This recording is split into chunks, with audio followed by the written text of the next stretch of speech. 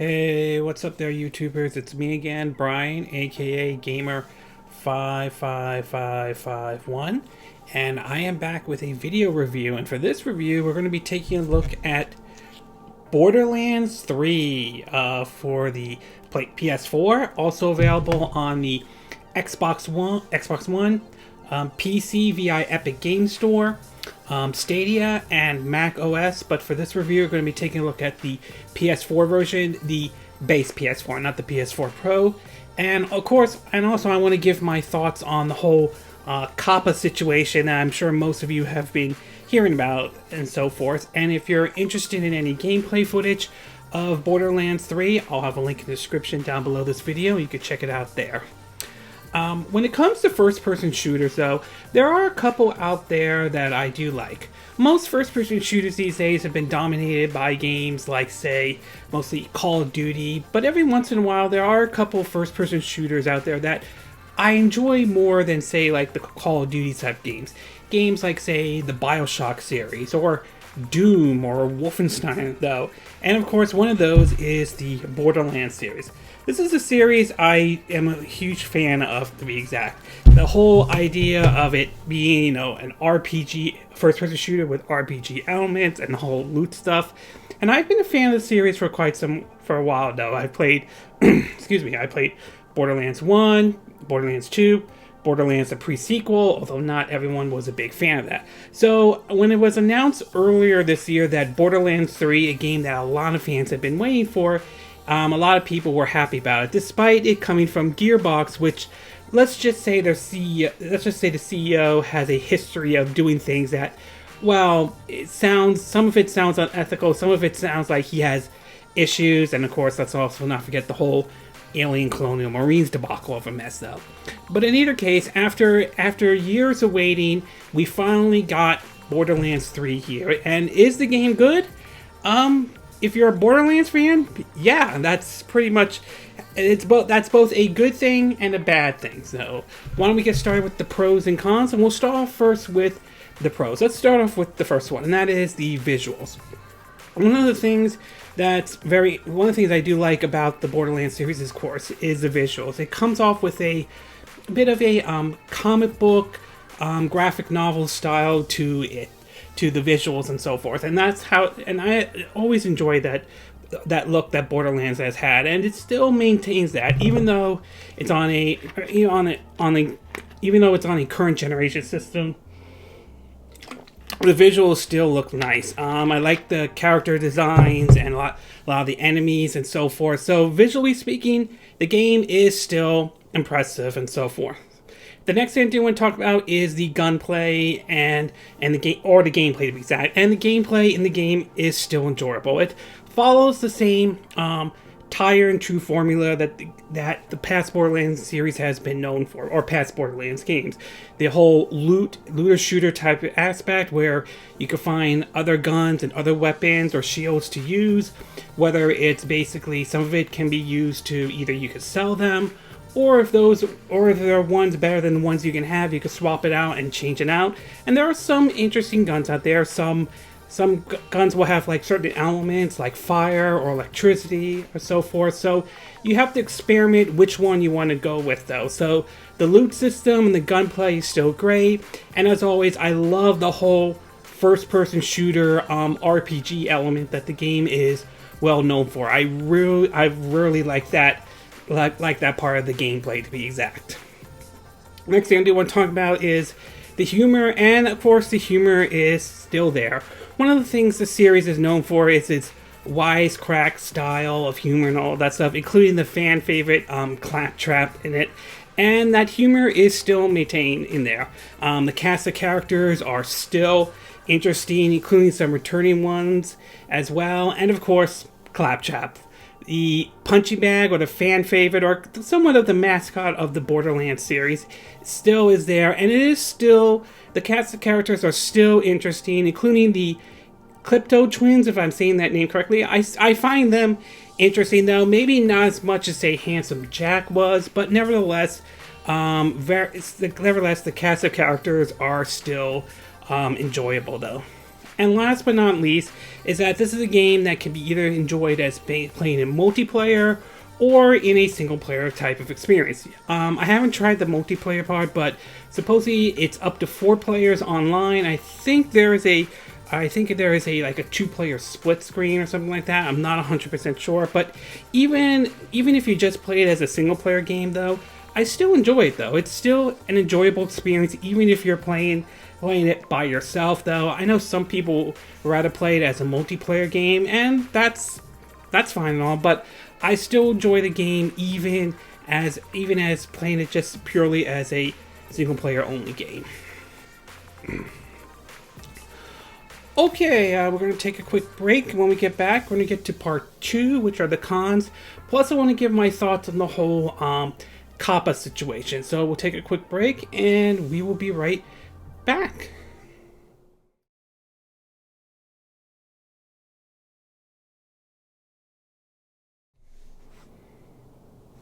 Okay, and we are back with part 2 of our video review of Borderlands 3 for the PlayStation 4. As I mentioned earlier, game's also available on Xbox One, PC via Epic Game Store at this time, Stadia, and Mac OS. So now that I gave you the pros, why don't we get started with the cons?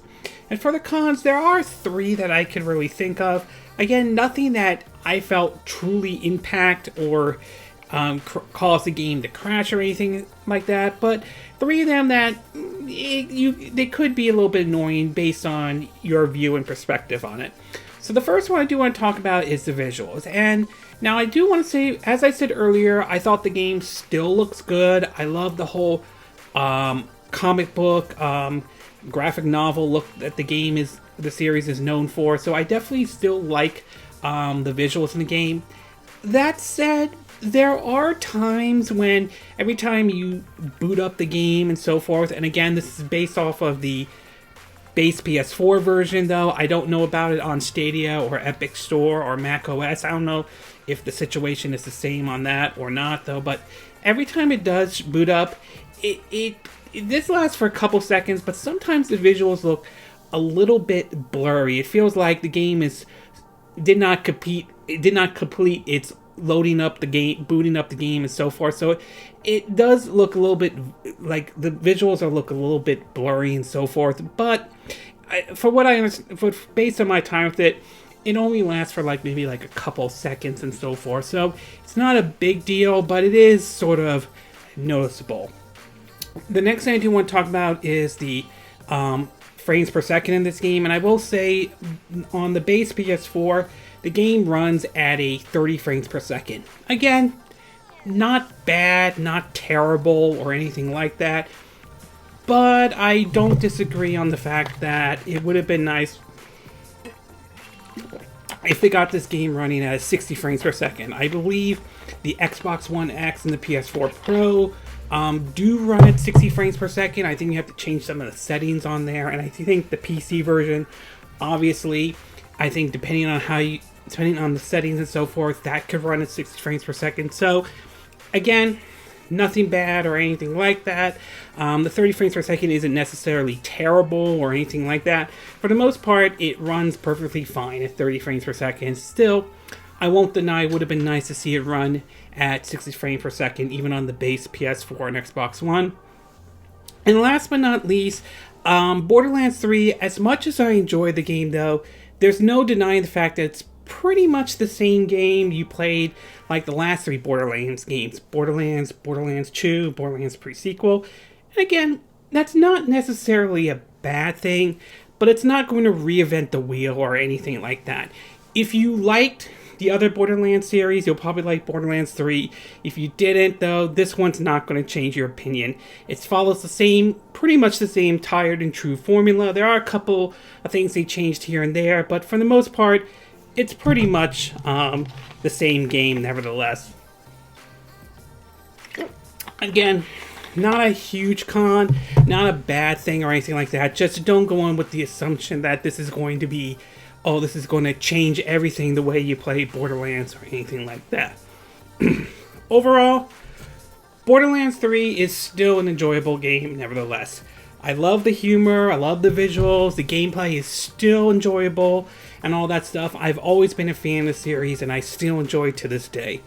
Granted, excuse me, granted, it's still the same Borderlands that you played in Borderlands 1, 2, or the pre-sequel and all that stuff. So, like I said, it's not going to appeal to everybody. If you never were a fan of the series, this won't change your opinion. If you were a fan of the series, you'll probably like Borderlands 3. But either way, it's still a fun game, nevertheless. And if you were a fan of the last 3 Borderlands games, then it's worth picking up Borderlands 3. Regardless, as far as which system to pick it up, depends on what's your main system of choice. If you like playing it on Mac, it's available on Mac OS. Get that. If you like playing it on PC, right now it's exclusive on the Epic Game Store. You're probably gonna have to wait a couple months until it comes on Steam. So you have to decide whether to get it on the Epic Game Store now or not. As far as the PS4 and Xbox One, again, I didn't have a problem playing it on the base PS4, even at 30 frames per second. I know it would have been nice at 60 frames, but I'm okay with it being at 30 frames per second. But either way, whichever system is your main choice, if you still like, excuse me, if you still enjoy the Borderlands series, then definitely get Borderlands 3. It is definitely a fun game indeed. I'm a little thirsty. Okay, before I end this video, I do want to talk about the whole COPPA situation. Now, I'm sure most of you have heard, for those who have YouTube videos, or for those who may be content creators, those who may have heard about the whole situation with COPPA. It seems as though YouTube kind of got themselves in a whole mess of trouble. They were basically collecting data, basically for advertising purposes, where, if I'm hearing this correctly, was collecting data especially from minors without getting parents' permission, and, well, they got in trouble with the FTC and had to pay a fine. And as part of that settlement, it turns out to be that they now have sort of like passed the buck to us in a way, where basically now anytime you upload a video, you have to tell people whether or not your content is aimed towards kids or not. This has led to some people freaking out on the internet and even on YouTube, as some people felt that their channel is doomed, even those whose career is on YouTube and so forth. Some have accused YouTube of sort of like passing the blame towards them, which, to a certain degree, yes. I mean, YouTube has its own share of problems, such as the whole demonetization, the adopolis, and so forth. I will say I have been taking a look at the situation, and based on what I've seen so far, I do think to some degree there may be a bit of people blowing it out of proportion. Some of this has to do with some of the videos from folks like Jim Sterling and Greenleaf Production, who pointed out some interesting things about COPPA. Again, I'll have a link in the description of their videos down below in the description. Plus, it seemed to be an update from the FTC side, which highlights a couple things. Again, I'll have a link in the description, you could check it out, but apparently it seems that they've sort of clarified certain things. In terms of like stuff, if your like video has animated characters and all, part of the paragraph from the statement from the FTC on their website reads, "Just because your video has bright colors or animated characters doesn't mean you are automatically covered by COPPA. While many animated shows are directed to kids, the FTC recognized they could be animated programs that appeal to everyone." So I think what happened was a lot of people were worried. A lot of people feel like their channels are going to be demonetized, or the fines and all that stuff, which according to the FTC, it points out that some of these fines could go up to like $42,000, but they also read that the FTC is considering a number of factors in determining the appropriate amount, including a company financial conditions and the impact a penalty could have on the ability to stay in business.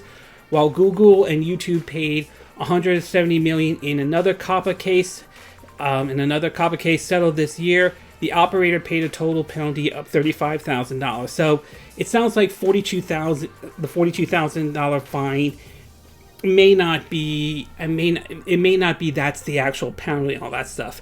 So from what I've been reading, at least according to what the Federal Trade Commission, the FTC, is saying, every time you upload a video, there will be a question that asks that person, is that video aimed towards kids or not? So you have to sort of click on yes, this video is targeted towards kids, or no, this video is not targeted towards kids. And supposedly the thing is that if you lie and it turns out you put something that's targeted towards kids that could be inappropriate and all that stuff, you could be fined and all that stuff. Personally, I'm not freaking out on this. I'm not panicking or anything like that as of right now, though. I was taking a look at some of the videos that I've done. I'm not really targeting kids on this one. I mean, yes, I'll review a kids or take a look at a kids game, or review a game that's targeted for everyone, like Luigi's Mansion 3, while at the same time review like an M-rated game like The Witcher 3 Wild Hunt and all that. But my content really has not been targeted towards kids or anything like that. So rather than go through every video and mark it as mark it like whether this video is appropriate for kids or not, I just went into the advanced setting and changed it to no, these videos are not appropriate for kids and so forth. So for me, I'm taking a look at the situation very carefully, though. I do think people should, especially if you are doing YouTube videos, I do think you should at least keep your options open. But right now, I'm not really freaking out or anything like that. I'm not gonna delete my channel or delete my videos that I think some people are because of the whole COPPA situation. So I'm taking kind of a wait and see approach, but I'm not leaving YouTube or anything like that. I'm still going to do videos and so forth, but I'm going to sort of keep all my options open, and pretty much take a look at how the situation plays out, though. But I'm not freaking out in any way. So as far as the COPPA situation goes, I mean, I'm not losing my mind over this. It might impact some channels, but I don't think every channel is going to be impacted on this. So as far as this goes, I'm not, like I said, I'm not losing my mind over it.